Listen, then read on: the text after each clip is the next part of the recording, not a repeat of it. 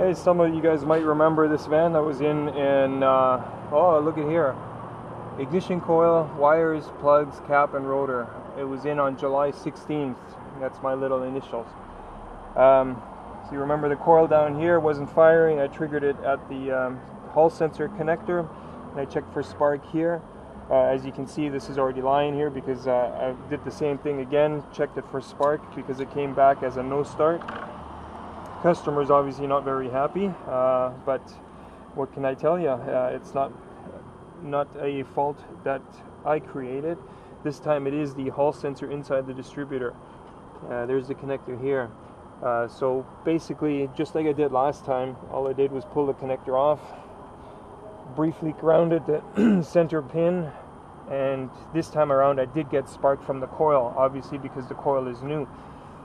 Since I'm not getting spark when cranking, and I did verify power and ground on the outer two terminals, and I verified that the timing belt was turning, so since all those factors are okay, but I'm not getting any spark when the vehicle is cranking, only one thing left: Hall sensor new distributor.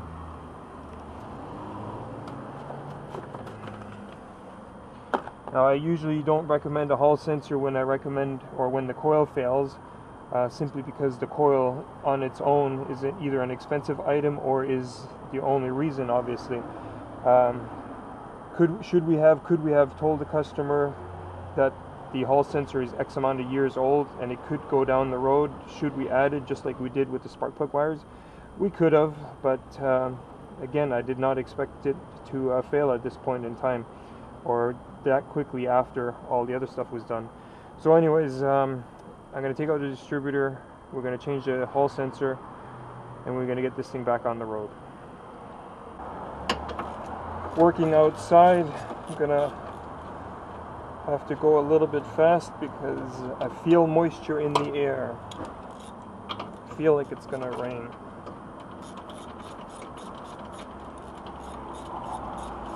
So anyways, in the comments, let me know, what do you think? Was there a reason for me to condemn or recommend the Hall sensor as well? Or was I okay with the way things were? Plugs, wires, and cap, rotor, and coil. I'll link the I'll link the link to the video, or I'll post the link in the description to the other video. Oh.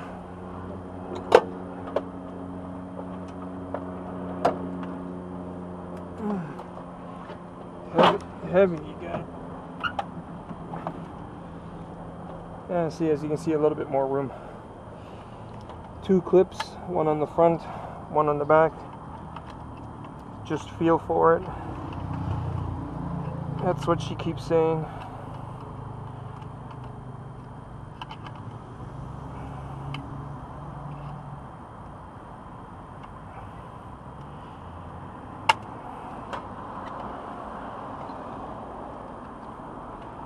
Doesn't matter where the rotor is at this point.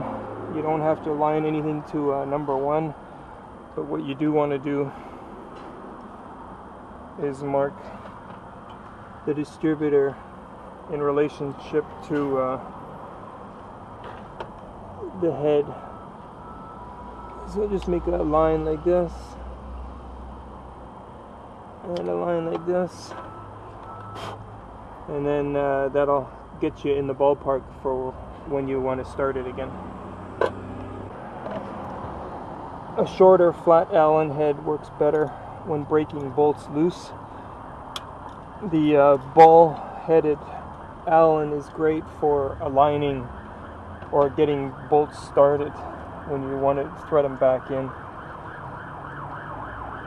Just make sure the Allen is sitting deep enough in the bolt before you try to break it loose.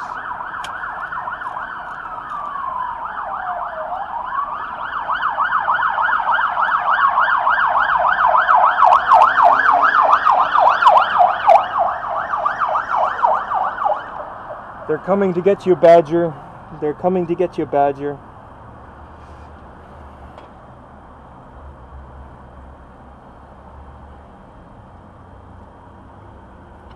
Try not to drop things. Obviously there's a belly pan that'll catch it, but then you would have to lift the vehicle and remove the pan if you can't get to the dropped object. You'll see better on your car, obviously. Work by feel. If you have stuff in your way, you can't see something. That's what she said. I'm not trying to be rude or anything, I just find it funny. My nephews keep using that expression. Okay, so the bolts are loose. The distributor might be a little bit stiff to move, but you basically just grab it and wiggle.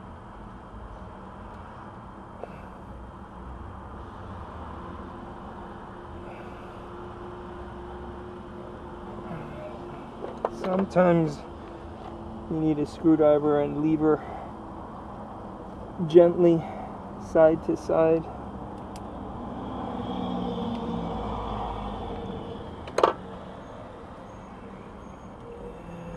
If you wear gloves, you get hooked.